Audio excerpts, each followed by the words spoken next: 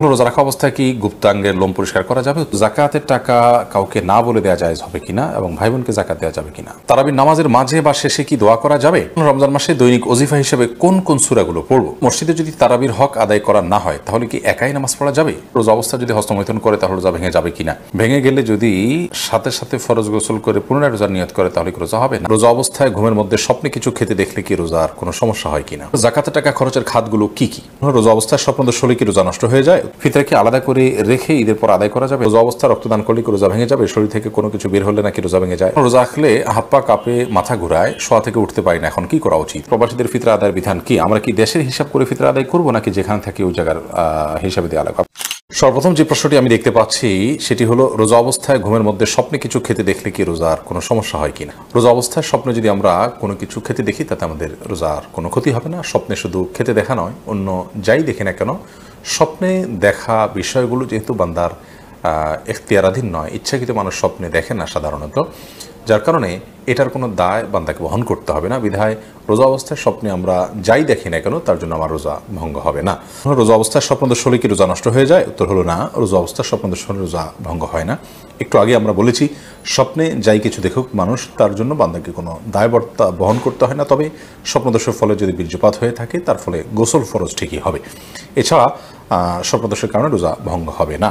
ফিতরা কি আলাদা করে রেখে ঈদের পর আদায় করা যাবে? না, ঈদের পর আদায় করলে ফিতরা আদায় হবে না, বরং ফিতরা আদায় করতে হবে ঈদের সালাতের আগে। নবী করিম সাল্লাল্লাহু আলাইহি ওয়াসাল্লাম বলেছেন, মানাদ্দাহা ক্বাবলা সালাহ, যে ব্যক্তি ঈদের আগে ফিতরা আদায় করবে ফাহিয়া মাকবুলা, তাহলে সেটা ফিতরা হিসেবে কবুল হবে। ওমানাদ্দাহা বাদা সালাহ, যে ব্যক্তি ঈদের পরে আদায় করবে ফাহিয়া সাদাকাতুম মিনাস সাদাকাত, অন্য 10টা সাদাকা মধ্যে সাধারণ দান হবে। এটা ঈদের আপনার কি বলে এটাকে, ফিতরার যে দায়িত্ব, সেই দায়িত্বের ফলে কিন্তু আদায় হবে না। এরপরে প্রশ্ন হলো, রোজা অবস্থা যদি হস্তমৈথুন করে তাহলে রোজা ভেঙে যাবে কিনা? ভেঙে গেলে যদি সাথে সাথে ফরজ গোসল করে পুনরায় রোজার নিয়ত করে তাহলে কি রোজা হবে না? এর ফলে রোজা আর জোড়া লাগবে না। হস্তমৈথুন করে বীর্যপাত যদি কেউ করে তার ফলে রোজা ভেঙে যাবে। এই রোজা তাকে পরবর্তীতে রেখে দিতে হবে এবং এই রোজার ভাঙার ফলে তাকে কাফারাও আদায় করতে হবে। অর্থাৎ একটি রোজার কারণে তার একটা রোজা তো কাজা করতেই হবে, সাথে আরও 60টা রোজার টানা ধারাবাহিকভাবে বিরতিহীনভাবে রেখে দিতে হবে। এটি তার জন্য একরকম শাস্তি এবং এটি জঘন্য অপরাধ বটে, যার কারণে আল্লাহ মাফ করুক। এই ধরনের অপরাধ থেকে আল্লাহ তাআলা হেফাজত করুক এবং এই ধরনের অপরাধ থেকে আমাদেরকে বেঁচে থাকার মতো ইমানের শক্তি তাকওয়া আল্লাহ তাআলা আমাদেরকে দান করুন। এরপর প্রশ্ন হলো, রোজা রাখলে হাত পা কাঁপে, মাথা ঘুরায়, শোয়া থেকে উঠতে পারি না, এখন কি করা উচিত? রোজা রেখে যদি কারোর এরকম পরিস্থিতি হয় এবং এটা যদি সহনীয় পর্যায়ে থাকে তাহলে তাকে সিয়াম রাখতে হবে। এই অজুহাতে সিয়াম ভাঙার সুযোগ নেই।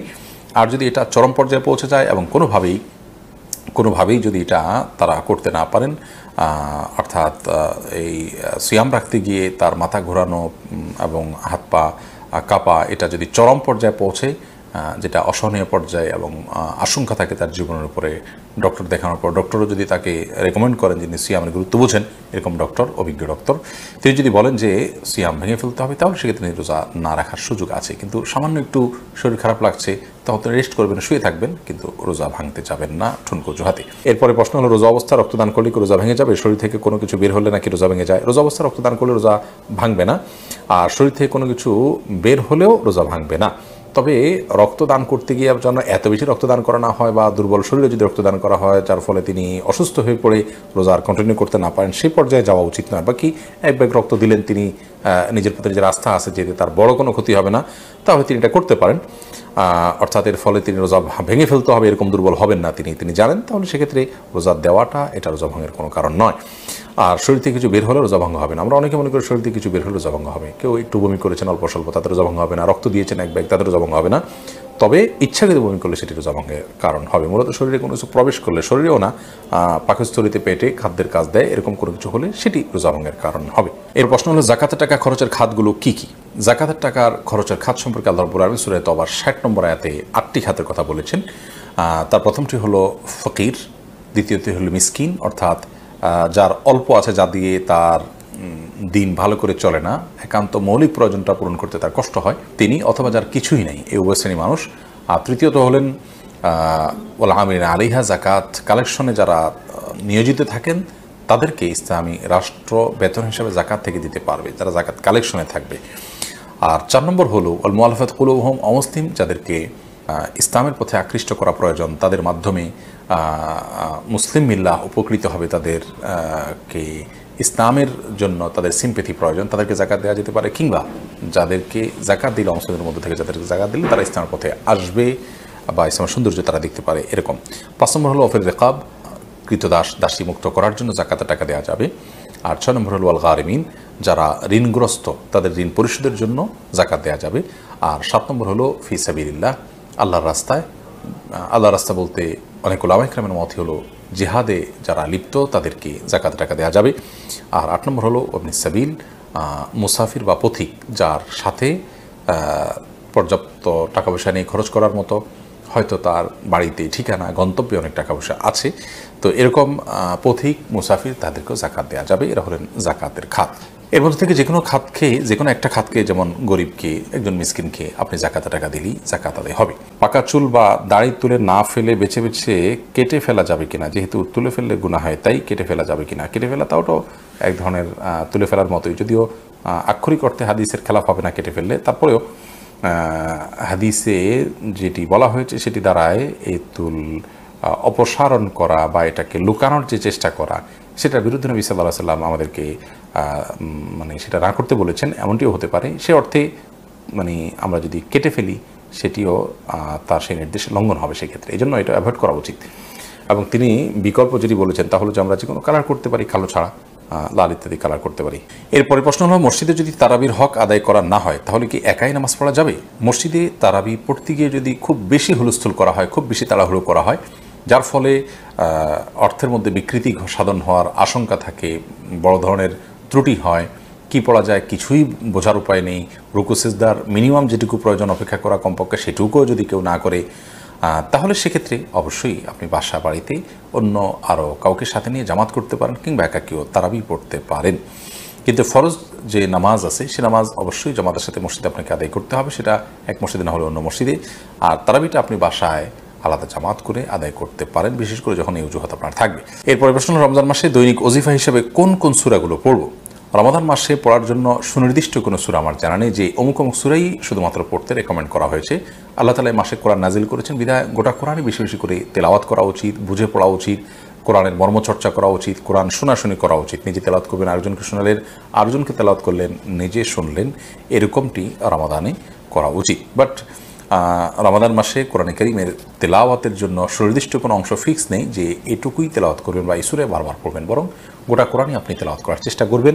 পুরো কোরআন যদি পড়ে শেষ করতে না পারেন, আপনি চেষ্টা করবেন কোরআনের মধ্যে থাকার, কোরআনের মধ্যে সেটা কোরআন পড়তে পড়তে আপনি মাঝামাঝি যান বা যতটুকু যান গেলেন, কিন্তু কোরআনকে আপনি পড়ে এবং কোরআনকে সময় দিয়ে আপনি রমজান কাটানোর চেষ্টা করবেন। সুনির্দিষ্ট কোনো অংশই পড়বেন এমন কোনো রেকমেন্ডেশন কোরআন হাদিসে আছে বলে আমাদের জানা নেই। মাজিদুল ইসলাম আপনি লিখেছেন, প্রবাসীদের ফিতরা আদায়ের বিধান কি? আমরা কি দেশের হিসাব করে ফিতরা আদায় করবো, নাকি যেখানে থাকি ওই জায়গার হিসাবে দেওয়া লাগবে? আপনি যেখানে থাকেন সেখানকে হিসাব করে আপনি ফিতরা দিবেন। তারাবির নামাজের মাঝে বা শেষে কি দোয়া করা যাবে? দোয়া তো যে কোনো সময় করা যায়, সে অর্থে আপনি তারাবি সালাতের মাঝে অথবা শেষে আপনি আল্লাহর কাছে দোয়া করতেই পারেন, কিন্তু এটাকে সিস্টেম বানিয়ে নেওয়া, যে 4 রাকাত পর পর দোয়া কিংবা শেষ হওয়ার পর সুনির্দিষ্ট একটি দোয়া গদবাদা হাত তুলে করা, এটিকে সিস্টেম বানিয়ে নেওয়াটা, এটি বেদাতে পর্যবসিত হওয়ার আশঙ্কা আছে। শরীয়ত কোনো কিছু যদি নির্দেশ না করে সেটাকে শরীয়তের নির্দেশ মনে করে, কিংবা সেটাকে শরীয়তের নির্দেশের মতো গুরুত্ব দিয়ে যদি কেউ আদায় করেন, তাহলে সেটাকে সওয়াবের কাজ, এই ইবাদতের পদ্ধতি বা নিয়ম যদি বানিয়ে নেন কেউ, তো সেটি বেদাতে পর্যবসিত হওয়ার সমূহ আশঙ্কা আছে।